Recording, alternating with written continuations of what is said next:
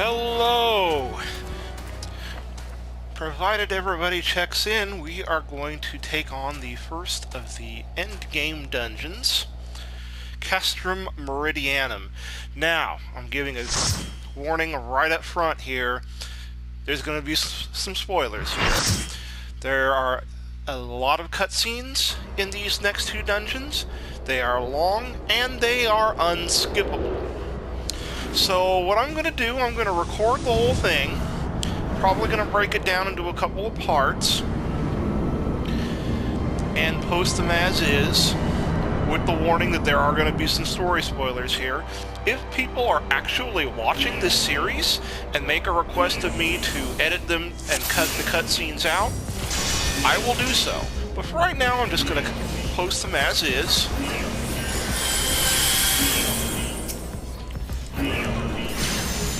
The reasoning behind this is, early on, they invented, or they devised these dungeons to be very story driven, to be for 8 players.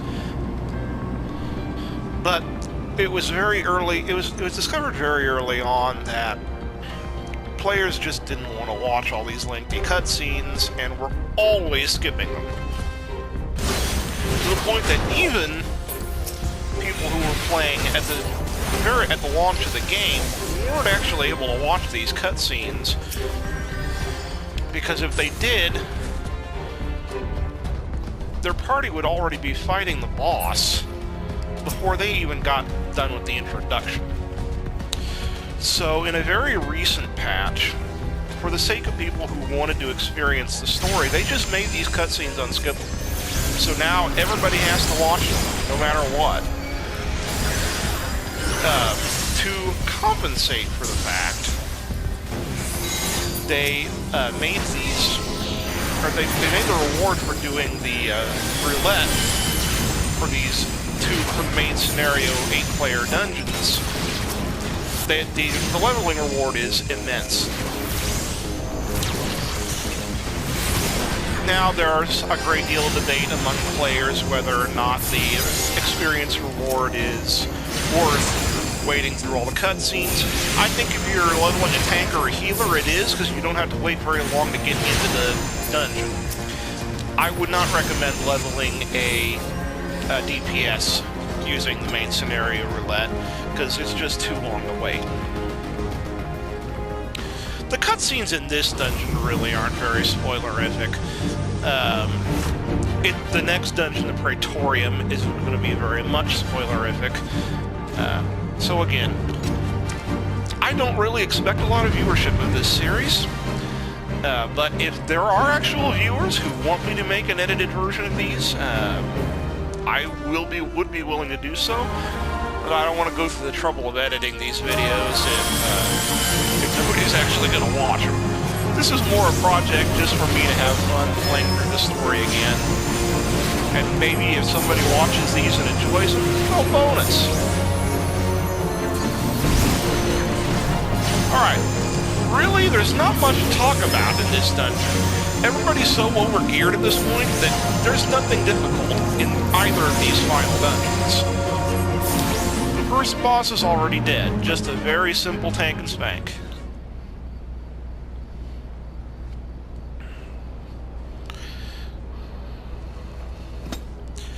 I'll probably talk over the cutscenes a little bit in this dungeon. In Praetorium, the next 8-player dungeon, I will probably shut up during the cutscenes, because especially later on there's actual voice acting in them. So that if you don't mind the spoilers of watching these cutscenes, you can certainly enjoy them. And if I ever do end up making an edited version, I'm not going to be cutting out any of my commentary if I'm not talking during the cutscenes. Plus, as one who has used the main scenario roulette to level up tanks and healers on my main, I know roughly how long all the cutscenes are, and usually take that opportunity to step away from the controller and get some food, use the restroom, and all that.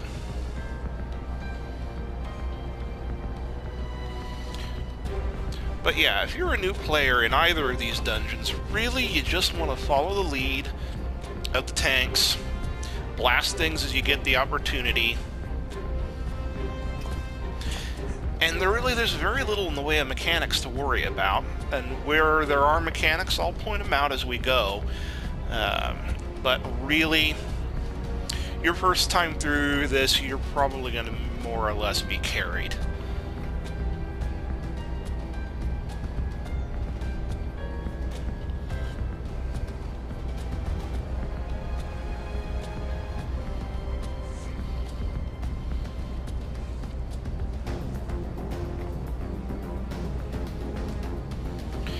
I may as well take the opportunity to talk about some things you're going to start worrying about when you get to level 50.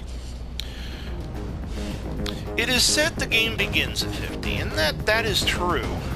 Really, technically, the game begins at whatever the highest level is currently available, because that's where the biggest challenge is going to be at any given time. But level 50 was the first level cap when this game first came out, and all of the and then there's a lot of content that unlocks at 50.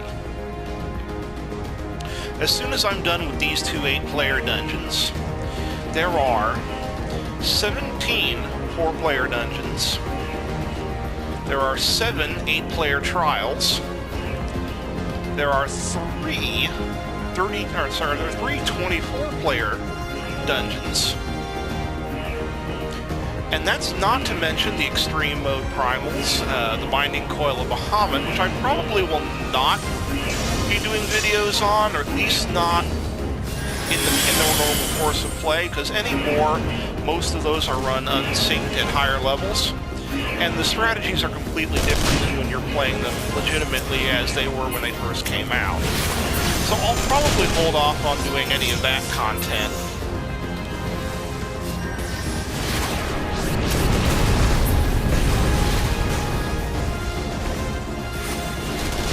Alright, what exactly are we doing here? I'll tell you what I want to do. Drop bio on a bunch of stuff, and then I'm going to drop one of those.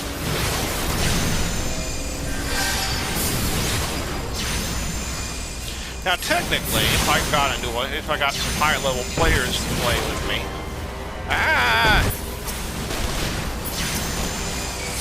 Alright, this is not a place I should be standing. Getting reckless. Should not be doing this. Alright, well that was fun. And a little unorthodox. I don't know that I've ever... well, I'm sure I've run it like that before, but...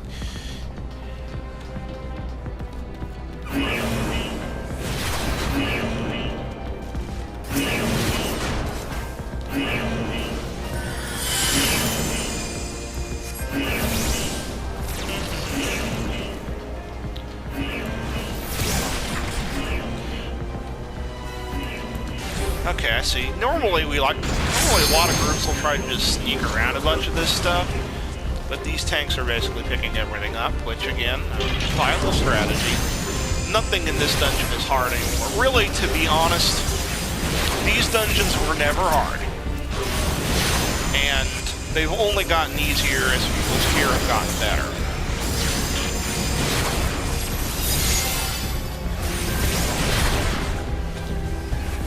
Go as your tanks group things up. That's a great time to drop your Shadow Flare, and a great time to use Enkindle.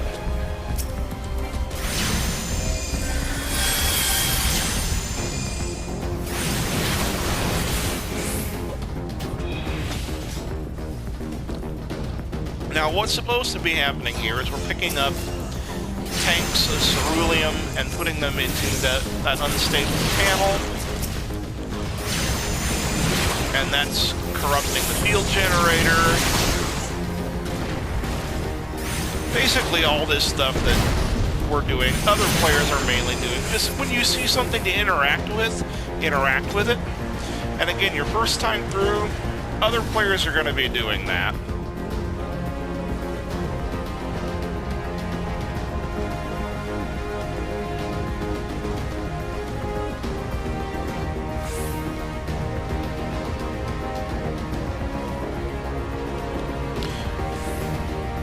So as I said, there's a lot of level 50 content, and once I'm done with Castrum Meridianum and the Praetorium, and we're going to watch another cutscene.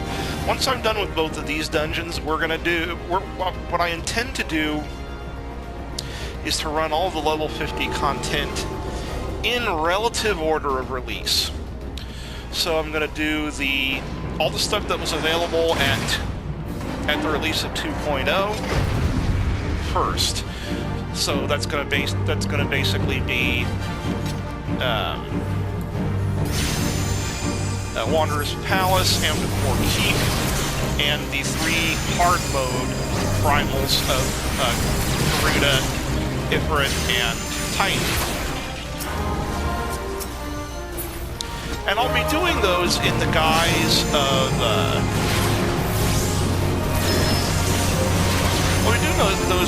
of completing the relic weapon under the quest A Realm Reborn, which unlocks when you get done with the main quest, the 2.0 main quest. Obviously, it's really, I would say it is not a requirement, simply because your relic weapon isn't going to be any better than what you can buy with tomestones. But it is required if you want to play Binding Coil of Bahamut. So I will be completing that, at least to unlock Binding Coil if I ever do decide to run it on this character. That, and you will run Amdapor Keep and the 3 primal fights in the course of the relic quest.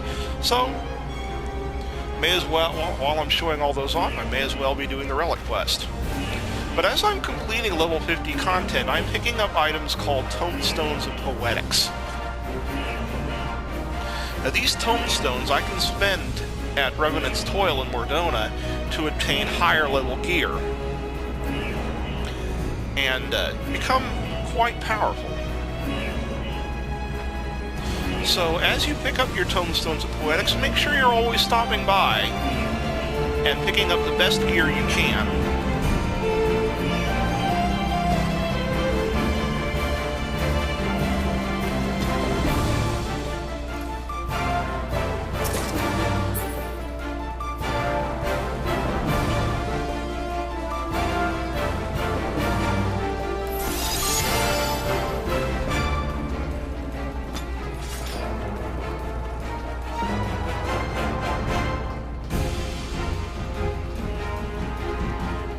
Fortunately, this dungeon is actually not as long as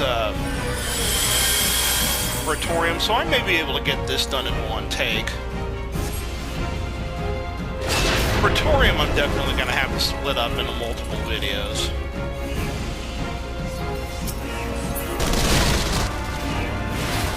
Alright, one thing you can do at this particular section is man those cannons.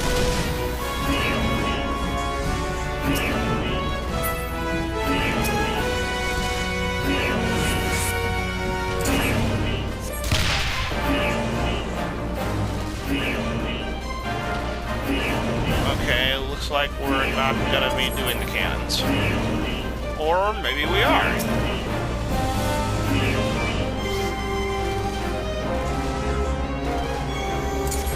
The cannons actually do a lot of damage, so if the tanks manage to pull your enemies into range of those cannons,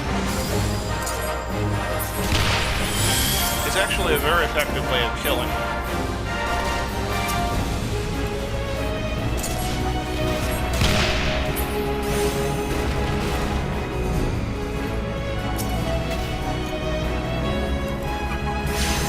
However, you don't have to use cannons to kill them. They die readily enough if you have enough DPS focused on them.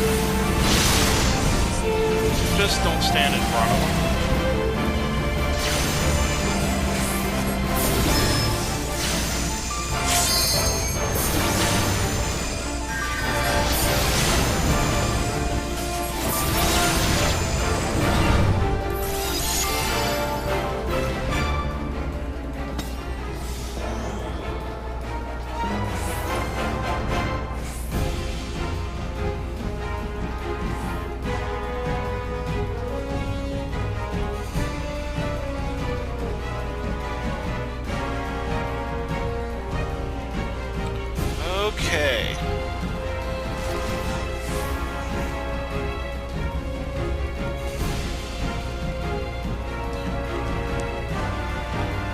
Again, experienced players will know this route to get past as many enemies as possible into the next set of cannons. Wait for a tank to pick up as many of those as possible. Then secure a cannon and start firing. When you use a cannon, this is also true when you're using your Shadow Flare ability. Ah, get out of there!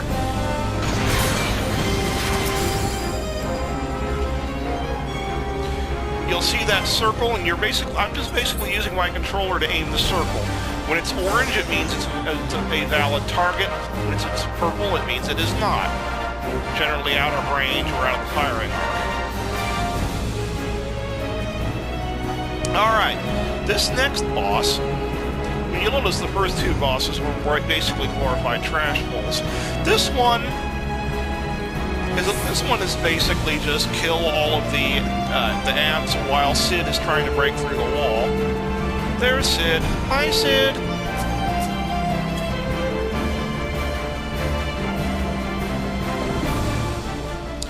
The boss will show up here.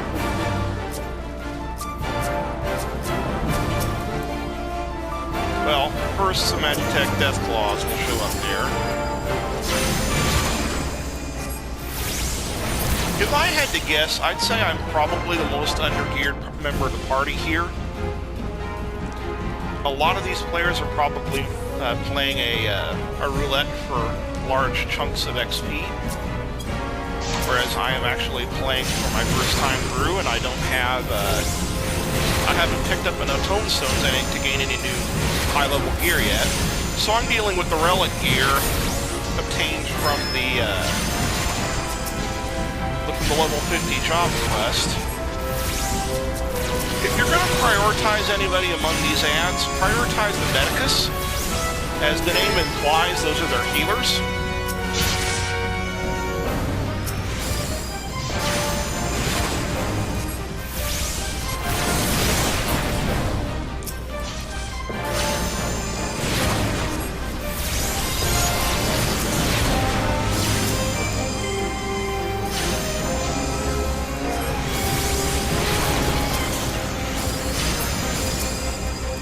This fight, again, nothing in this dungeon was ever hard, but this fight was a little more challenging when it first came out. Just because of the large quantity of enemies you have to deal with. The Vanguard is the most powerful and really the biggest threat. Since this is an 8-player dungeon, there are actually going to be 2 tanks. So the second tank will usually pick up the ads and whatever that come in, while the main tank handles the guy with the big sword.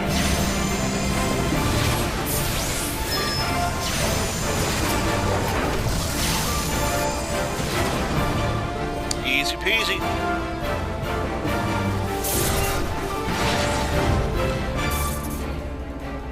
There's really not much of this dungeon left. This is definitely by far the shorter of the two, even with all the cutscenes.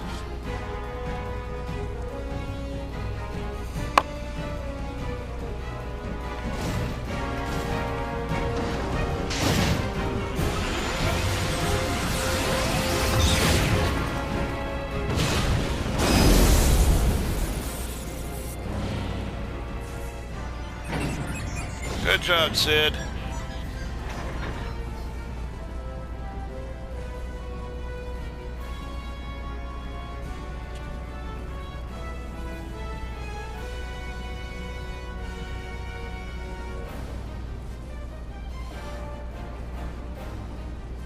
Now, you know, as I said, tomestones are a very important thing to be collecting as you're doing this. You'll get a fixed amount of tomestones for every one of these level 50 dungeons and trials that you play. These 8-player dungeons, because of the length of time it takes due to having to watch all the cutscenes, will give you a 200 base. If you're playing with a new player, you'll get even more. If you are a new player, you'll still get the new player bonus that all of the other players would get. So just by playing all of these dungeons for the first time, you'll get a healthy amount of tomestones. More than enough to get all of the item level 130 gear.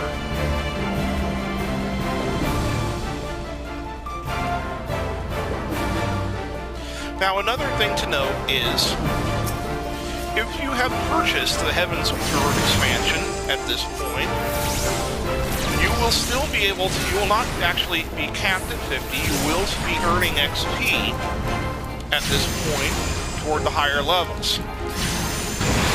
You will not, however, be able to do any job quests past level 50 until you have completed the additional story in patches 2.1 through 2.5, 2.55 technically, but basically all of the extended story that leads up to the release of Heavensward, the first major expansion. Once you have completed that and have begun the Heavensward story, then you will unlock the job quests. Now, you'll have been earning plenty of experience in the meantime, so you may be 3 or 4 levels higher and get a whole series of job quests to unlock and all of their requisite new abilities, because all of the abilities from 52 onward are locked behind job quests. At least the 50 through 60 abilities are. So you'll be gaining levels when you won't be gaining all of the new abilities.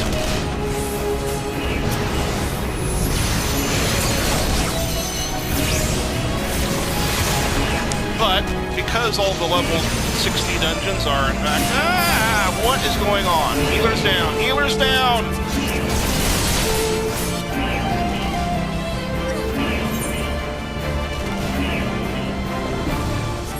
Okay. I'm not sure what's going on.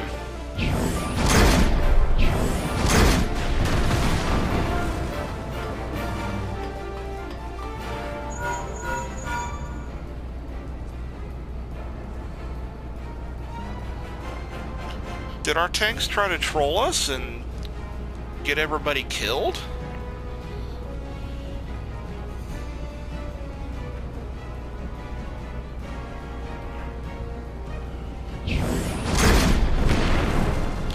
Both healers went down. I was trying to res a healer, and then I went down. But it still activated the cutscene, so I'm still up despite being down. How is this going to resolve?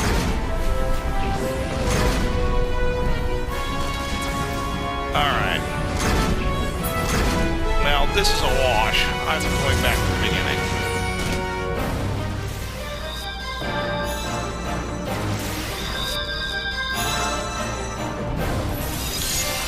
Fairly sure that's the first time I've ever wiped there.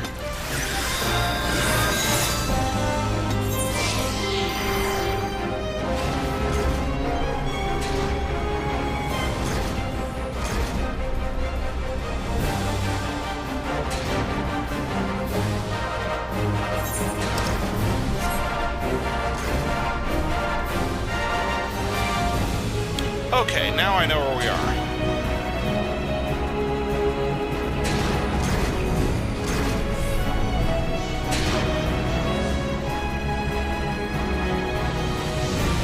Alright, now there's supposed to be cannons you're activating to bring down the assault craft.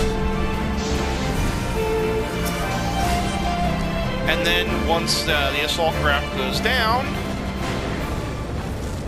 we get another cutscene.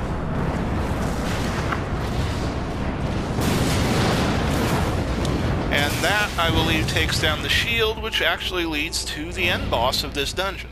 So yeah, we're going to do this in one shot. It'll be a long video, but it's doable.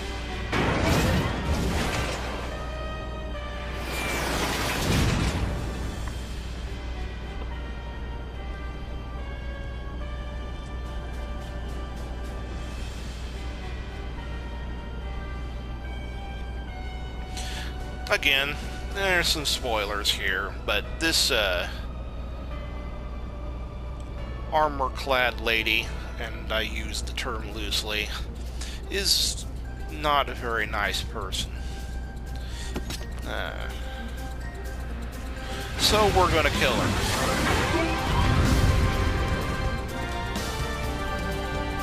Alright, what's going on? Okay, so I'm not dead. This is a good thing. We're gonna finish off these enemies. Maybe. Oh, I'm going to die. No, we're going to be good.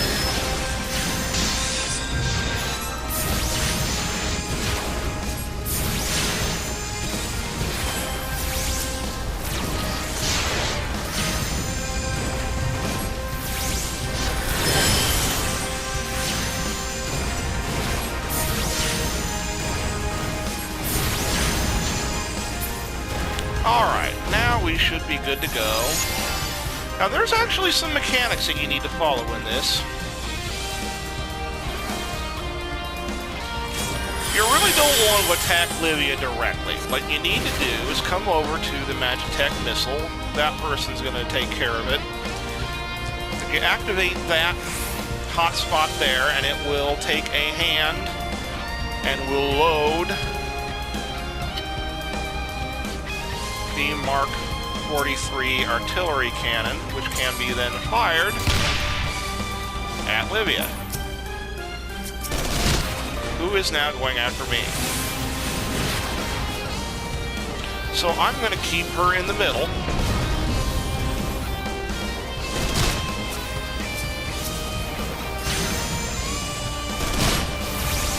Kill the ads as they come in. The ads are going to try to stop the loader from doing its thing.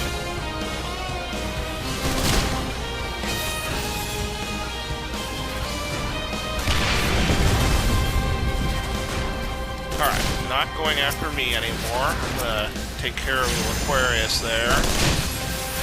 I don't want him taking out the cannons. I'd much rather have him attacking me. So that's basically this fight. Somebody should be at all times loading the missile. Once you see one of those cannons flashing, you aim it at Junius, take a shot. She's going after me again.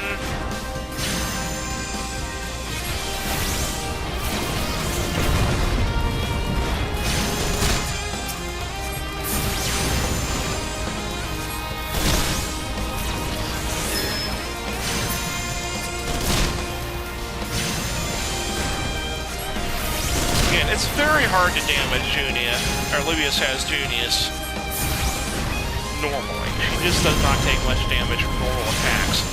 She takes the most damage from the cannons. So always, always, always load those cannons and fire them whenever you get the opportunity.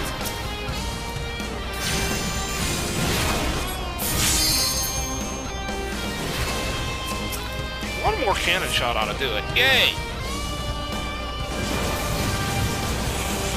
And now that's only phase 1, because she abandons her vehicle and is now showing off. Yeah, look at how sexy I am in this white armor.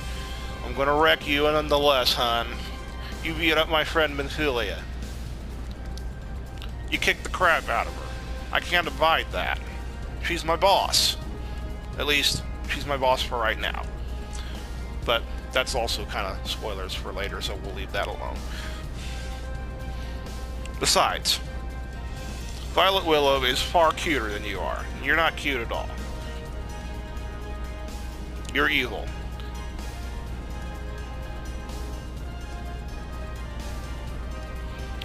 Blah, blah, blah. I'm so good, you're so evil.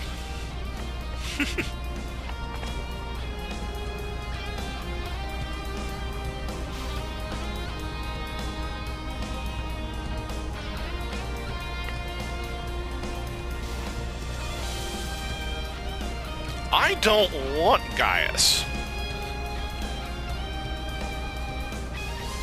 Jealous much?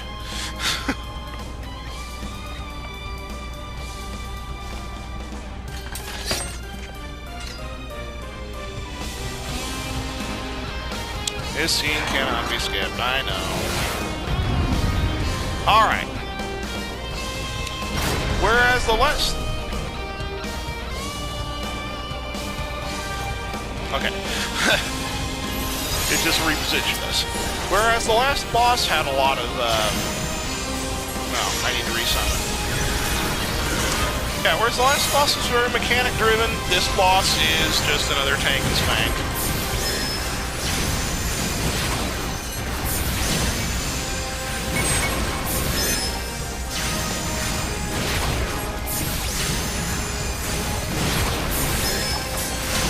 She's gonna summon ads. Ads are gonna attack me.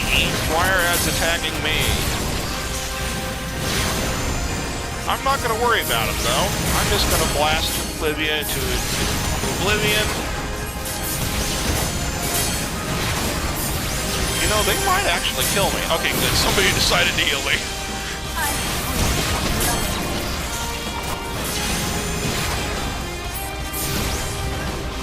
And there you have it. And you actually can skip this last cutscene, so I will. I'll give somebody a quick combo. I'm being very random because they're all going to be gone in a moment.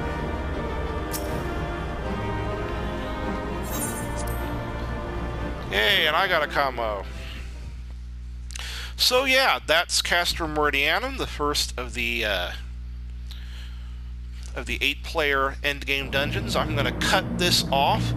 Next, we're going to do Praetorium, which, as I said, we're probably going to end up having to do that in 2 parts because it's a lot longer with a lot more cutscenes. In fact, far more cutscenes than actual gameplay. And it's going to be a little more spoilerific than this one. Again, if I actually have a loyal fan base, which will be very surprising to me if I did, but if I do, and if you really want me to make a version that cuts out all of the cutscenes, I will do so. But for now, I'm just going to record it as is, post it in 2 parts, and keep on playing. So until then, have a wonderful day.